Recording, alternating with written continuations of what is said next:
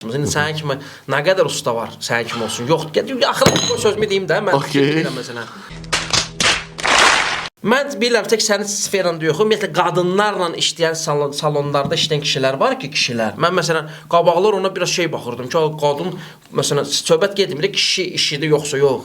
Yəni, qadının saçını da kimisə yoldaşıdır, kimisə... Yəni, biz 15 il bundan qabaq fikirləşsəydik ki, məsələn də bizim yoldaşımız, bizim nə bilim bacımız gedəcək salona və salonda onun saçını kişi vuracaq.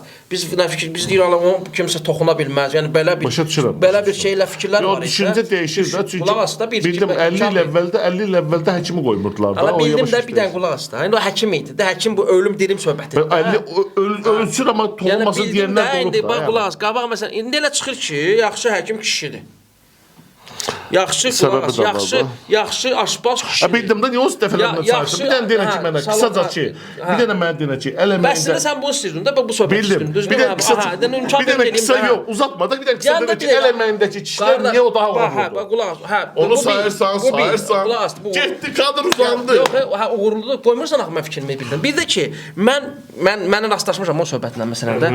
Elə kişilər var ki, məsələn, qadına xidmət göstərir, ancaq qadını incidir. Sən onu bilmirsən. Sahibkar bilmir. Bəlkə rastlaşmısan. Qardaş, bu faktiki olaraq bu kişidir də, istərsən başa düşmün. Xanım da gəlib. İndi baxır məsələn qəşəng xanımdır.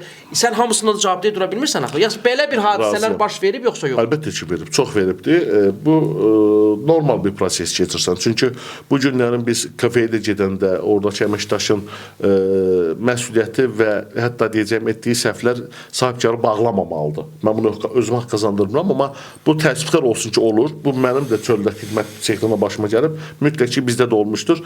Bunun da ki, çox mümkün qədər düzgün bir şəkildə. Sən onda neynəmirsən? Disiplini pozan hər kəsdən yolumuza ayırırıq.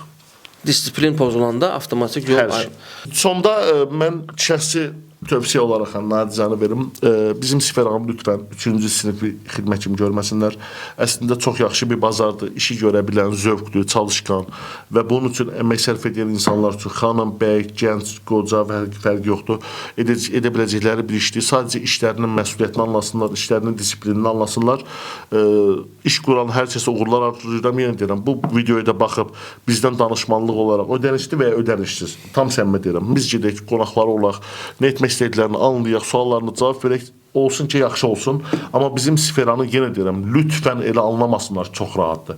Bax, mən belə bir şey deyim ki, şəhər mərkəzində 70 mərtəbəli bir bina tikmək nədirsə, şəhər mərkəzində 150 kvadrat salon aparmaqda eyni zəhmət və enerji tələb edir. Bu işi girmək də ona çətin gəlməlidir. O halda uğurlu olma şansı daha çoxdur.